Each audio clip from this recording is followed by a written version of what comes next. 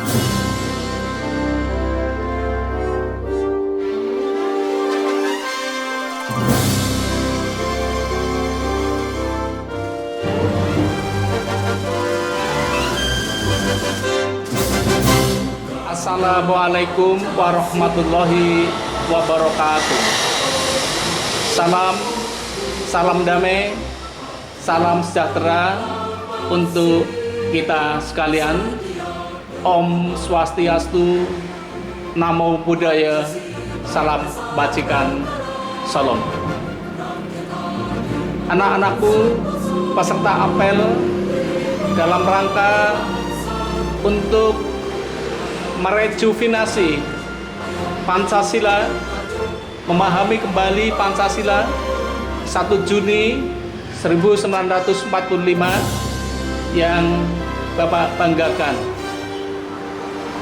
Sejenak sebelum kita merefresh, memahami kembali Pancasila sebagai dasar ideologi negara, sebagai kepribadian luhur, sebagai pandangan hidup bangsa, landasan ideal, jiwa dan kepribadian bangsa, serta tujuan bangsa Indonesia, yaitu cita-cita proklamasi yang hendak diwujudkan. Marilah sejenak kita merenung, mensyukuri nikmat karunia Allah Subhanahu wa Ta'ala yang banyak ini, sehingga kita bisa berkumpul di halaman sekolah pada momentum 1 Juni ini.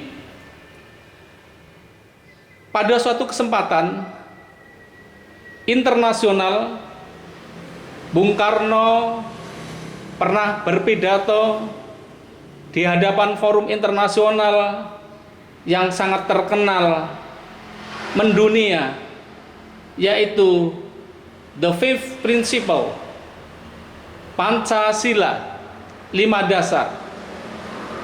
Beliau mengatakan, The Fifth Principle, these are: first, belief in one God; second, nationalism; third, humanity in diversity; fourth, demokrasi; fifth, social justice.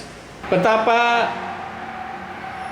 Pancasila yang dicetuskan pertama kali tanggal 1 Juni, yang hakikatnya telah berabad-abad dimiliki oleh bangsa Indonesia, dan atas petunjuk seorang ahli bahasa, Bung Karno mencetuskan istilah Pancasila tidak hanya di dalam negeri tapi juga dalam forum internasional. Tentu ini membanggakan, dan kita generasi muda wajib untuk mempertahankannya. Tidak banyak yang akan Bapak sampaikan, mengingat situasi masih seperti sekarang ini. Kita pun tidak boleh lebih dari 10 menit berkumpul nanti. Maka kami akan kembali mengingatkan, menyampaikan ucapan selamat Hari Lahir Pancasila dengan pergi tamasya ke Sragi, Pekalongan, mampir sebentar ke Banjarnegara. Pancasila dasar ideologi, 1 Juni adalah saksi nyata. Saudara-saudaraku yang saya kasih dalam kebinekaan, anak-anakku yang kami banggakan, apa kabarmu hari ini? Tampak sedikit luka di senyummu. Adakah benci dasana, iri hati, marah, kecewa? Ingat sejarah. Berpuluh-puluh tahun bangsa ini telah bersukacita. Berpuluh-puluh tahun Bung Karno bercita-cita, bangunlah suatu dunia di mana semua bangsa hidup damai dan persaudaraan. Lupakah kau aku ini saudaramu? Iya, mereka semua. Tidak ada alasan untuk membenci. Saatnya bersatu, apalagi hadapi wabah pandemi. Mari bahu-membahu bergotong royong demi kemajuan bangsa Indonesia. Selamat hari lahirnya Pancasila. Sekian, terima kasih. Assalamualaikum warahmatullahi wabarakatuh. Om Swastiastu, Namo Buddhaya, salam kebajikan. Terima kasih. Salam Pancasila.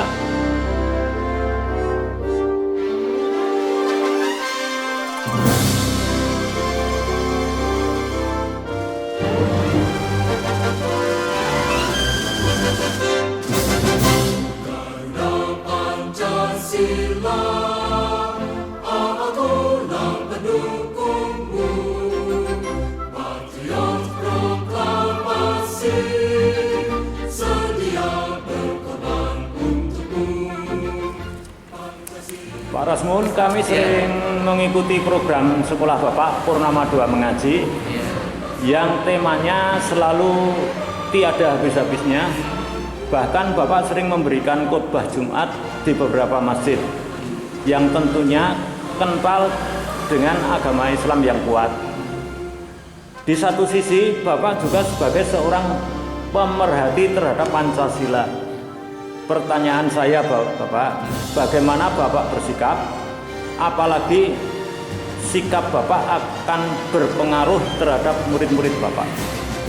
Aduh, pertanyaan yang menggelitik ini. Saya harus hati-hati mesti di dalam menjawabnya.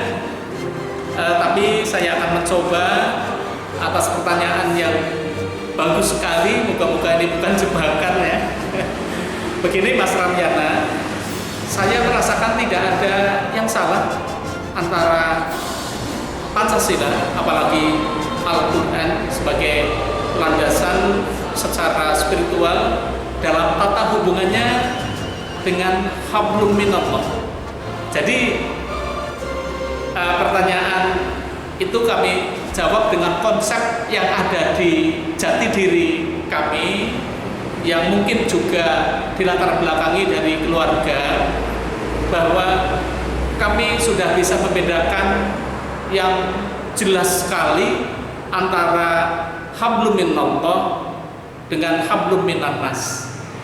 Dalam pola hubungannya dengan hablum minannas, sekalipun di ajaran agama kami juga sudah komplit, tapi Pancasila ini kok lebih ngeh di Indonesia yang memang terlahir dari sananya ini perbedaan-perbedaan yang luar biasa. Tidak hanya perbedaan di zona Asia Tenggara, tapi juga perbedaan suku, ras, golongan, agama, keyakinan, berbeda-beda. Ini kok kami merasa harus menaruh perhatian terhadap pendidikan Pancasila ini, atau Pancasila ini secara khusus dalam tata hubungannya dengan hablum minannas, untuk mengatur khusus kehidupan berbangsa dan bernegara, mengingat keberagaman yang ada di kita.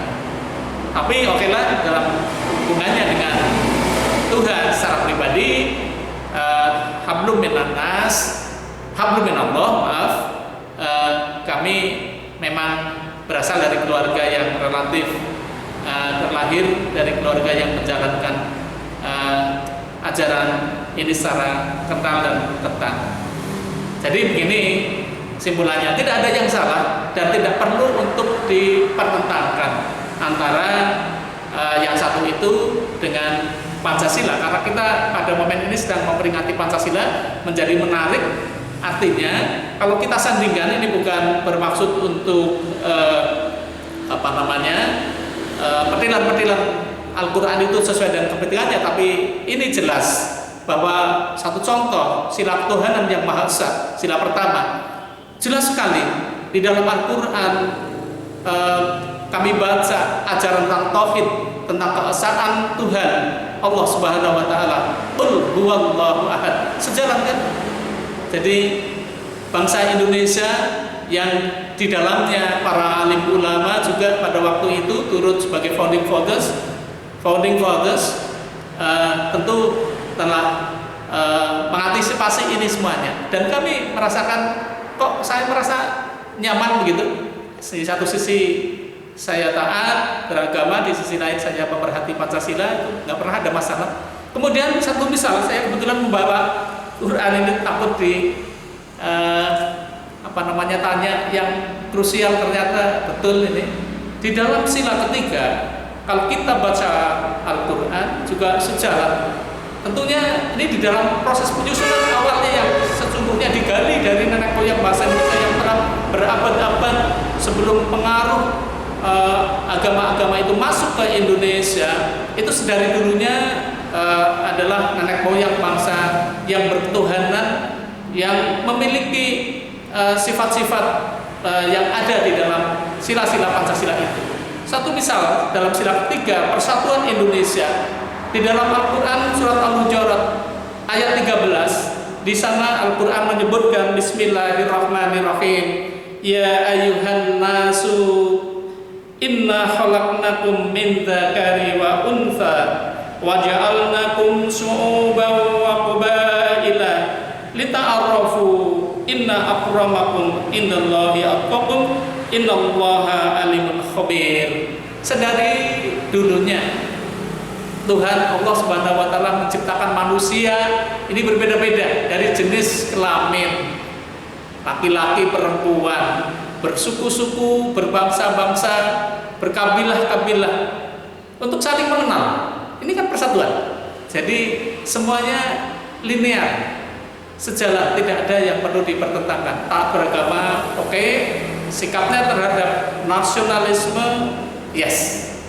Itu jiwa kepribadian kami, Mas Ramyana, dan kami ingin ditiru oleh anak didik kita sehingga bangsa ini menjadi sebagaimana yang dicita-citakan oleh para pendahulu dengan tujuan proklamasi, tujuan bangsa Indonesia, yaitu mewujudkan masyarakat adil dan makmur yang berdasarkan Pancasila dan Undang-Undang Dasar 1945.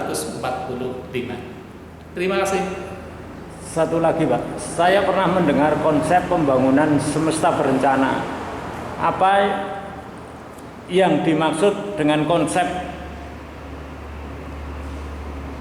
tersebut Pak? Oh iya, ini pada tahap-tahap awal bangsa ini mengisi kemerdekaannya pernah ada tercetus gagasan konsep pembangunan semesta berencana. Itu maksudnya pembangunan yang menyeluruh, bersifat menyeluruh antara kepentingan-kepentingan duniawi, ukhrawi, lahir dan batin, fisik dan non fisik dalam rangka untuk apa? Yaitu untuk mewujudkan masyarakat adil dan makmur berdasarkan Pancasila sebagaimana diamanahkan di dalam cita-cita di dalam pembukaan Undang-Undang Dasar 1945, yaitu berdasarkan Pancasila untuk mewujudkan masyarakat adil dan makmur. Ini kalau nggak keliru pertama muncul di orde-orde awal Indonesia Merdeka dalam ketetapan MPRS nomor 2 MPRS tahun 1960-an, yaitu tentang konsep pembangunan semesta berencana. Itu pembangunan yang kafah, menyeluruh antara kepentingan-kepentingan duniawi ukhrawi tadi, dunia akhirat, fisik non fisik, pembangunan fisik dan pembangunan juga mental. Dulu dikenal dengan pembangunan karakter building, pembangunan mental spiritual. Gitu. Pesan di hari lahir Pancasila ini Pak. Ya mari kita peringati bahwa mestinya tidak pedot oyot ya. Seluruh generasi sampai kapanpun pada cita-cita besar para founding fathers kita cita-cita untuk mewujudkan masyarakat adil dan makmur berdasarkan Pancasila. Kita tidak perlu membahaslah, tapi banyak negara yang iri dengan konsep bangsa Indonesia yang memiliki satu-satunya dasar negara, ideologi yang mampu merekatkan seluruh elemen anak bangsa. Maka pesan kami adalah kepada generasi muda, generasi kekinian yang jauh dan ada tantangan di era digital ini, di mana dalam sejarah perjalanannya pendidikan Pancasila pernah tidak terinternalisasikan dengan baik, yaitu dengan hilangnya mata pelajaran pendidikan moral Pancasila. Maka agar tidak terjadi putus mata rantai untuk tata kehidupan kebangsaan, berbangsa dan bernegara ke depan, generasi muda ini selayaknya lah kita yang tua perlu untuk membekalinya, antara lain dengan melalui peringatan-peringatan, di mana peringatan itu tentunya pernah ada momentum, itu ada momentum penting